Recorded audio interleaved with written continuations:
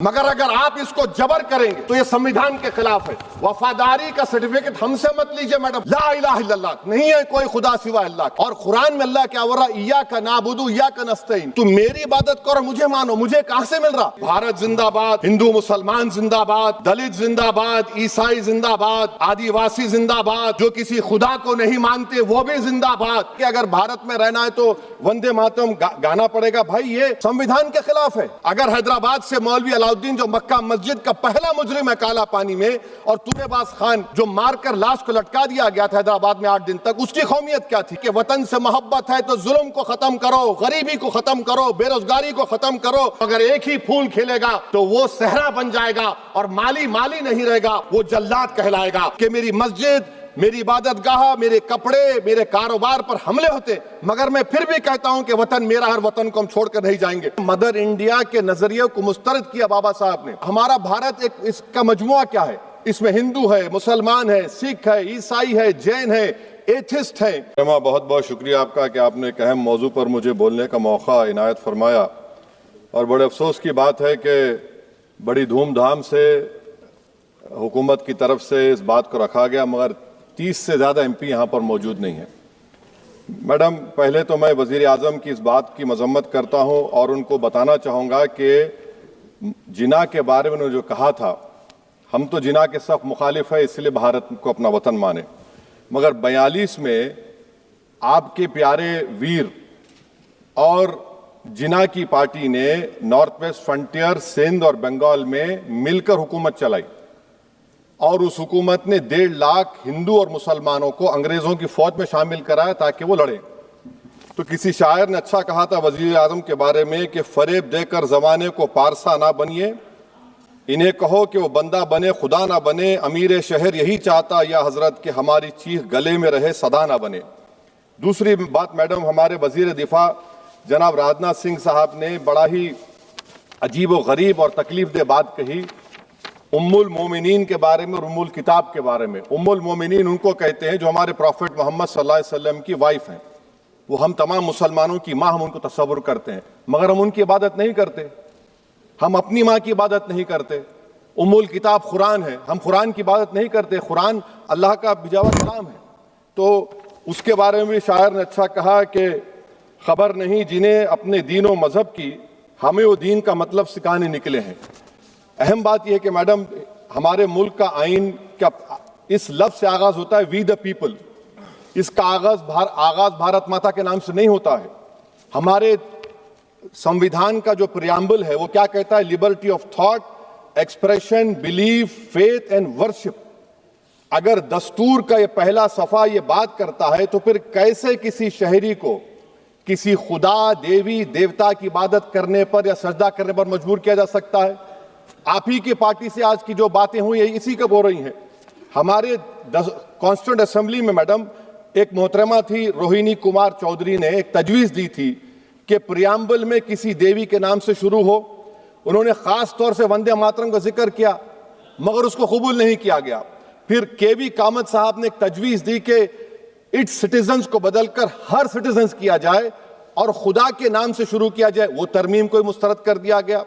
हमारे संविधान का उसूल यह है कि भारत क्या है, उसकी अवाम है, अवामी कानून की मुसन्निफ है, अवाम मर्जी से सबसे बालातर है, अवामी हाकिम है। मुल्क किसी खुदा, देवी, देवता, मजहबी इलामत के नाम से नहीं चलता, ना मुल्क किसी एक मजहब की मिल्कियत है। इसीलिए बाबा साहब अम्बेडकर ने क्या कहा था? उन्होंने मदर इंडिया के नजरिए को मुस्तरद किया। बाबा साहब ने एक नई इस्तिलाह वजह कर दी और कहा कि भिक्षित भारत, ये बाबा साहब अम्बेडकर ने कहा। अब मैडम, अगर मजहबी आजादी इस आइन का बुनियादी उसूल है तो सवाल यह पैदा होता है कि उस वक्त हमारे जो कॉन्स्टिट्यूंट असेंबली के प्रेसिडेंट थे जनाब राजेंद्र प्रसाद साहब ने किस बुनियाद पर वंदे मातरम को कौमी तराना करार दिया? ना तो कोई सेक्यूर रेजोल्यूशन है इसके बारे में। मैडम, मैं आपको बताना चाहूंगा कि जुडिशरी क्या कहती है। बीजू इमैनुअल केस है 1986 का, जिसमें जिहोवा विटनेस ने कहा कि मैं नेशनल एंथम के वक्त खड़े रहूंगी, पढ़ूंगी नहीं। सुप्रीम कोर्ट ने कहा कि उसने कोई गुनाह नहीं किया। वहीं एक 2017 का केस है अश्विनी उपाध्याय का केस सुप्रीम कोर्ट का, उन्होंने कहा गाइडलाइंस दिए जाएं वंदे मातरम पर, सुप्रीम कोर्ट ने नहीं कह दिया। फिर आप आ जाइए madam, prevention of insult act national 1971, इसमें नेशनल सॉन्ग नहीं है, सिर्फ नेशनल एम्बलम और आपका नेशनल एंथम है। फिर आप आ जाइए 40th अमेंडमेंट आर्टिकल 51A 76 में पास हुआ, उसमें भी इसका कोई जिक्र नहीं है। मैडम, मैं आपके सामने बताना चाहूंगा कि हमारा भारत एक इसका मजमुआ क्या है। इसमें हिंदू है, मुसलमान है, सिख है, ईसाई है, जैन है, एथिस्ट है, मेहनतकश है, किसान, गरीब, मजलूम और दलित है। मगर अगर जो तकारीर आज हमने यहां पर सुनी और बाहर जो सुनते हैं, अगर भारत को देवी कहने और उसके आगे सजदा करने, तो दरअसल कौम परस्ती को, वतन से मोहब्बत को मजहब में तब्दील कर रहे, और फिर यहां पर बोल रहे कि अगर भारत में रहना है तो वंदे मातरम गाना पड़ेगा। भाई, ये तो संविधान के खिलाफ है, सुप्रीम कोर्ट के जजमेंट के खिलाफ है। अगर वंदे मातरम मैडम कौमियत का मियार है, तो फिर सवाल यह है कि हजरत मोहानी की कौमियत क्या थी जिसने इनकलाब जिंदाबाद का नारा दिया? अगर यूसुफ मेहरली ने quit India Simon go back का नारा दिया, तो उसकी कौमियत क्या थी? अगर हैदराबाद से मौलवी अलाउद्दीन, जो मक्का मस्जिद का पहला मुजरिम है काला पानी में, और तुरेबाज खान जो मारकर लाश को लटका दिया गया था हैदराबाद में 8 दिन तक, उसकी कौमियत क्या थी? अगर इनायतुल्लाह काफी जो जिहाद का फतवा अंग्रेजों के खिलाफ दिया मुरादाबाद में, जब उनको 2 दिन में फांसी की सजा दी गई, और जब फांसी की सजा के ओर जा रहे हैं तो इनायतुल्लाह मौलाना काफी की जबान पर क्या था? वो रसूलुल्लाह हमारे प्रॉफिट की नात पढ़ रहे थे। क्या पढ़ रहे थे? कोई गुल बाकी रहेगा ना चमन रह जाएगा, पर रसूलुल्लाह का दीन हसन रह जाएगा। तो उनकी कौमियत क्या थी? माल्टा की जेल में महमूदुल हसन, हुसैन अहमद मदनी 6 महीने माल्टा की जेल की ग्राउंड में पड़े रहे, उनकी कौमियत क्या थी?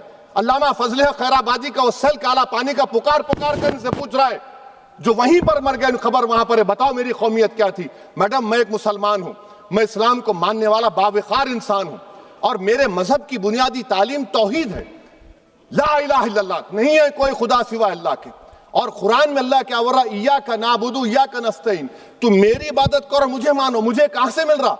आर्टिकल 25 से मिल रहा है। मुझे कहां से मिल रहा है? Liberty of thought, expression, belief, faith and worship से मिल रहा है। तो इसको जोड़ना ये बहुत ही खतरनाक होगा। और हमारे प्रॉफेट मोहम्मद सल्लल्लाहु अलैहि वसल्लम जब मदीने को गए, तो उन्होंने उस वतन के लिए दुआ की, कहा कि अल्लाह मदीने की मोहब्बत हमारे दिलों में और इजाफा कर दे, मक्के से ज्यादा कर दे। तो ये इस्लाम, मुसलमान होना, हमारे ईमान में मुल्क की मोहब्बत बीच में नहीं आती, और मुल्क से मोहब्बत है और रहेगी हमेशा, क्योंकि ये अजीम कुर्बानियां यहां पर शामिल है जिन्होंने जंग आजादी में हिस्सा नहीं लिया। आज अगर वो वतन की मोहब्बत का दर्ज देंगे तो बड़ा गलत होगा। मैडम, मैं आपके सामने एक चीज पढ़ूंगा। 1937 रविंद्रनाथ टैगोर ने लेटर लिखा सुभाष चंद्र बोस को। मैं सिर्फ, किसी ने नहीं पढ़ा ये। क्या कहा टैगोर साहब ने? But parliament is a place of union for all religious groups and there the song cannot be appropriate. When Bengali Muslims show sign of stubborn fanatism, we regard it intolerable. When we too copy them and make unreasonable demands, it will be self-defeating. ये मैं इसको ले करूंगा madam, आप देख लीजिए। फिर दूसरी तरफ मैडम आप आ जाइए, मैं यहाँ पर बैठकर, हाँ, जितने तकारीर यहाँ पर हुए सब जनगण मन पर तनकीद किए। तो मैडम मुझे ये कहना पड़ेगा कि जनगण मन पर आप लोग इतनी तकलीफ क्यों उठा रहे हैं? आखिर इतनी तकलीफ क्यों है? तो मैं जब जाकर देखा तो मुझे 28 दिसंबर का ऑर्गेनाइजर मैगजीन का आर्टिकल मिला, जिसमें ऑर्गेनाइजर लिखता है कि what is the moral sanction behind government choice of Jana Gana Mana, except that it can be made an item of entertainment at the sumptuous parties thrown by government officials. आप बताइए, इसका बोलेंगे आप? और फिर उसके काइंड कैसा करते हैं? It will mean we can not love our motherhood. Madam please, it will mean that Vande Mataram is buried alive with the word Jan Gan Mana on the tombstone, for the tomb will also be of Jan Gan Mana of the will of the people. इस पर आप क्या बोलेंगे? Madam, मैं आपको ये बताना चाह रहा हूं कि वतन की मोहब्बत हमारे लिए बहुत अहम है, मगर ये बताइए हमको कि अभी मैडम यहाँ पर आनंद मठ के बारे में बहुत कुछ कहा गया। मैं सिर्फ 2 मिसालें आपको देता हूं। आनंद मठ के पेज नंबर 70 और 80 को पढ़ लीजिए। इसके बाद सनातन जहां मुसलमानों के घर पाते थे, इन्हें आग लगा देते थे। आप पेज नंबर 98 पढ़िए। हमें सिर्फ इन मुसलमानों को जड़ से खत्म करना है, क्योंकि खुदा के दुश्मन बन चुके हैं। फिर आप पेज नंबर 115-16 दीजिए। फिर मुख्तलिफ इलाकों में मुसलमानों को सदा देने के लिए भेजे जाते, जहां मुसलमान आबादी नजर आती जला दिया जाता। फिर आप देख लीजिए मैडम, सफे नंबर 120 पेज 120, बंकिम लिखते हैं कि सनातियों को मालूम नहीं था कि अंग्रेज हिंदुस्तान को निजात दिलाने वाले हैं। ये आप क्यों कर रहे हैं? अब आप मैडम, मैं आपको पेपर्स दे कर दूंगा। मैडम, भारत में हमारी आजादी इसलिए आई, और बरकरार रही कि हमने मुल्क और मजहब को एक चीज नहीं बनाया। हमने ऐलान किया कि हमारी मुल्क मुख्तलिफ तबकात मज़ाहिब पर मुश्तमिल है। हमारे मुश्तरका तकदीर हमारी कौमियत का सरचश्मा है। यह खास जबान सखावत मजहब नहीं है। अगर वंदे मातरम का मतन कौम और मजहब को एक बना देता है, अगर हम इसे टेस्ट बनाते हैं वफादारी का, तो फिर मान लीजिए कि यह गांधी, अंबेडकर, टैगोर, बोस और लाखों आजादी के सिपाहियों की सोच को छोड़कर गोडसे की सोच की हिंदू कौमी परस्ताना, मैडम खत्म कर रहा हूं, हिंदू कौम परस्ताना को अख्तियार करेंगे। मुझे वतन से बेइंतहा मोहब्बत है मैडम, और इंशाल्लाह हमेशा रहेगी। मगर बावजूद इसके कि मेरी मस्जिद, मेरी इबादत गाह, मेरे कपड़े, मेरे कारोबार पर हमले होते, मगर मैं फिर भी कहता हूं कि वतन मेरा, हर वतन को हम छोड़कर नहीं जाएंगे। मगर हुब्बुल वतनी का क्या मुतालबा है? हुब्बुल वतनी ये कहता है कि वतन से मोहब्बत है तो जुल्म को खत्म करो, गरीबी को खत्म करो, बेरोजगारी को खत्म करो, जबर का खात्मा करो, अमन का गहवारा बनाओ, पाकिस्तान की दहशतगर्दी को खत्म करो, एक्सप्लॉयटेशन को रोको, शरारत को रोको, मुल्क के खिलाफ की जाने वाली साजिश खत्म करो।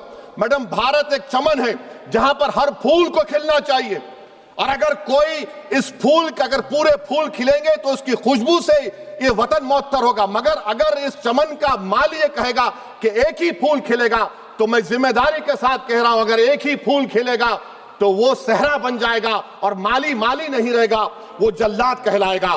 तो इसीलिए मैडम, हम उम्मीद करते हैं कि हुकूमत इस पर जोर जबर ना करे। मेरा राइट है, यकीनन मैं जानता हूं कि आजादी के लड़ाई में वंदे मातरम का नारा था, मगर अगर आप इसको जबर करेंगे तो ये संविधान के खिलाफ है। वफादारी का सर्टिफिकेट हमसे मत लीजिए मैडम, खत्म कर रहा हूं, वफादारी का सर्टिफिकेट हमसे मत लीजिए। आपके बुजुर्गों के कोई एक किताब में लिख के क्या लिखा है बता दीजिए, कहां पर क्या लिखा हुआ है। तो मैं मैडम, मैं इस शेर पर अपनी बात को खत्म कर रहा हूं मैडम, मैं इस शेर पर अपनी बात को खत्म कर रहा हूं मैडम, मैं अपनी बात को खत्म कर देता हूं मैडम, क्योंकि आप बहुत जल्दी में हैं।